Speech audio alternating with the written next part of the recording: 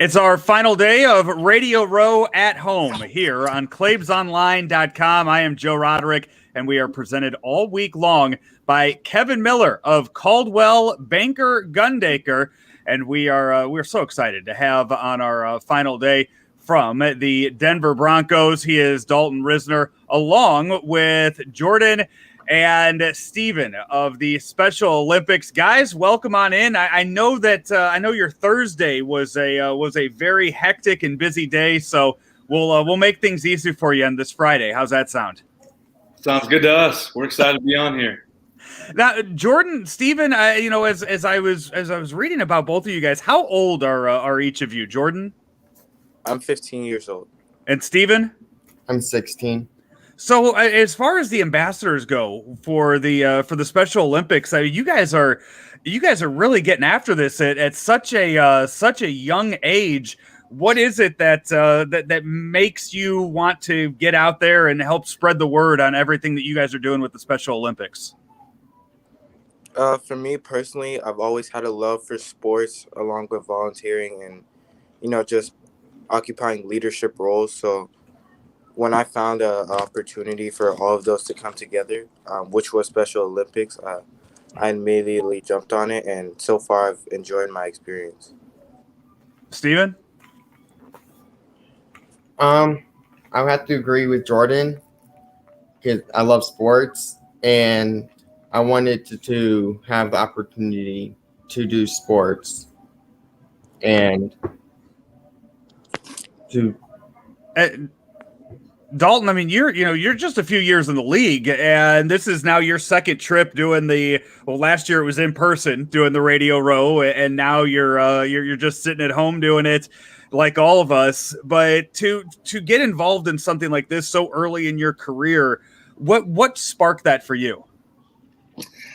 Sitting here on this Zoom call this morning, technically, with Steven and Jordan, kids like this, Special Olympic athletes like this, are why I joined Special Olympics. That's why I want to be a part of this organization. They have a motto, Joe, that they talk about using the power of sport to bring the world to having more inclusion. Like the whole motto for Special Olympics is all about inclusion. How can they have more inclusion? How can they bring inclusion to local schools? How can they use the power of sport to have more inclusion? And I truly believe that's why we're down here, to be good to other people, to include other people, with or without intellectual disabilities, shape, size, color, whatever it is, to include everybody. And I just love that motto about Special Olympics.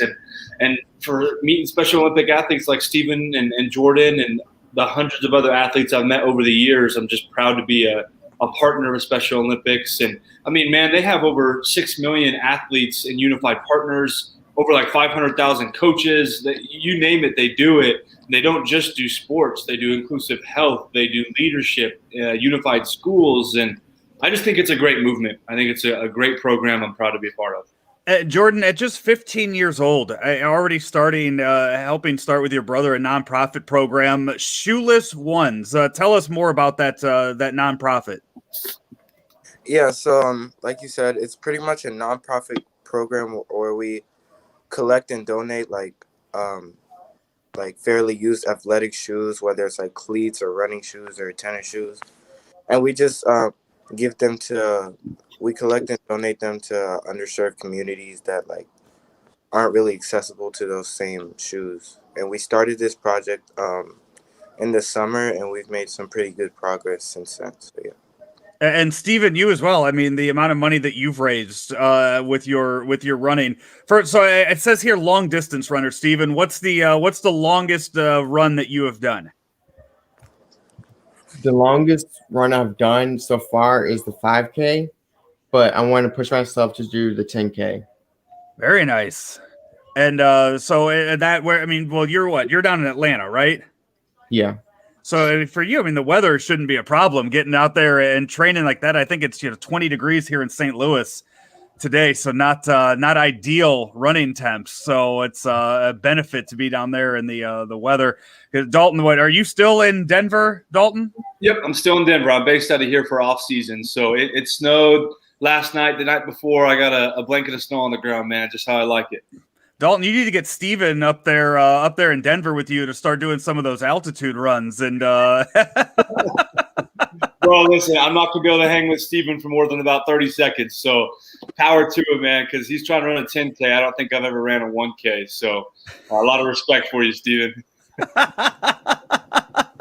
you get, you guys get paired up with these athletes. I mean, yeah, as a lineman, Dalton, I mean, you got you got Jordan out there with the sports that he's doing, what is it, basketball, Jordan, that you're out there playing. What else are you involved in, Jordan? Soccer and track are two of my main activities. So Dalton, how did a lineman get paired up with these runners, these endurance athletes? Opposites attract, man. That's why we're such good friends. They're like, "How are you so strong?" I'm like, "Man, how are you so quick? How can you run that long?" So we make a good pair, man. Us three. Oh, no, not a pair. We make a good trio. We're a good trio here.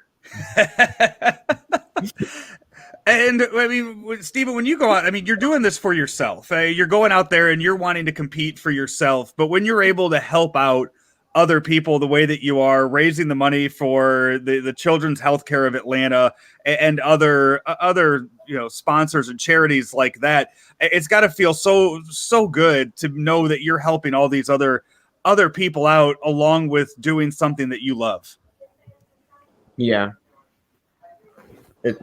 Jordan, with the shoes, how is there a number? Is there a how many of you guys been able to donate so far? Since we started in the summer, we've almost raised 200 shoes. That's awesome. Yeah, that is. I mean, and start. I mean, like I said too, and Dalton, you have to be just so impressed. We're talking about these are two teenage kids that are going out there and doing this, and it's so selfless of them. Yep, 100%. And truth be told, like when I first joined Special Olympics, and I had my first experience with a Special Olympic program in Manhattan, Kansas, it was at a baseball game that the other team didn't show up to. And I thought, as part of my leadership class, one, it was a requirement. And two, I thought maybe I'd be the one impacting the Special Olympic athletes. And by the end of the day, I had soon realized that I was not the one that was going to be impacting them. They were impacting me. I looked up to them way more than they looked up to me, just for how kind and compassionate and caring they were. How much, I mean, shoot. And it was just such an amazing experience. And ever since that day, that's why I've continued to grow in my relationship with Special Olympics and continue to try to be more and more a part of it. Because hanging around these athletes makes me a completely better person for sure. And this past year has been so difficult to many. And how have you gone about making sure that, you stayed in touch with these guys and kept them included, because you weren't able to bring them to games. You weren't able to go out and visit them. That had to, add on to just some of the other struggles for this past year in sports. You're exactly right. And, that's something that means a lot to me is maintaining relationships and not coming into someone's life and then just leaving and not ever coming back. So Michael Carpenter, the Special Olympic athlete that I met in Manhattan, Kansas at the baseball game, he's become one of my good friends. We used to play ping pong every week and have a meal together. He came down to my house before the season, and I'm actually headed out to go see him in 2 weeks. He actually came down for a game my rookie year as well. So I stay in touch with these athletes. And then I was really big a part of Special Olympics Kansas and Colorado. So I got on Zooms pretty much every week this year, and we're a part of either Special Olympics Kansas or Special Olympics Colorado. And then at the global level, I've also made a lot of good friends at Radio Row last year, and I had just met Steven and Jordan a couple weeks ago. So the relationships keep growing. The numbers keep growing, and I keep staying in touch with everyone that I come in contact with. Like, I finally got Jordan and Steven to follow me on Instagram so we can stay in contact now. So I finally got the follows from my dogs. So Steven and Jordan, I'll ask each of you guys this. When the world opens back up, when we're able to go out and do stuff, what is, Steven, I'll start with you. What is one thing you are really looking forward to getting back out and doing again once we get past this pandemic?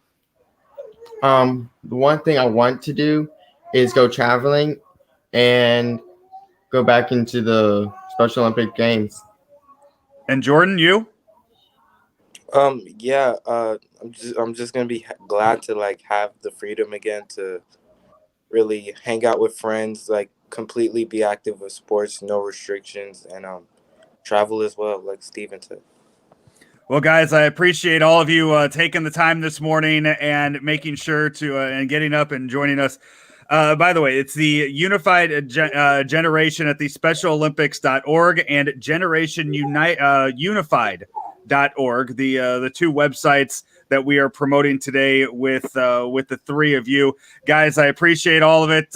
Thank you, and we'll hopefully be talking in person on Radio Row next year. Thank you so much. Everyone go check out at Special Olympics on Twitter, Facebook, and Instagram. Thanks again, Joe. Jordan, Steven, and Dalton, thank you guys for joining us. It's been Radio Row at Home, presented by Kevin Miller of Caldwell Banker Gundaker here on Claibs Online.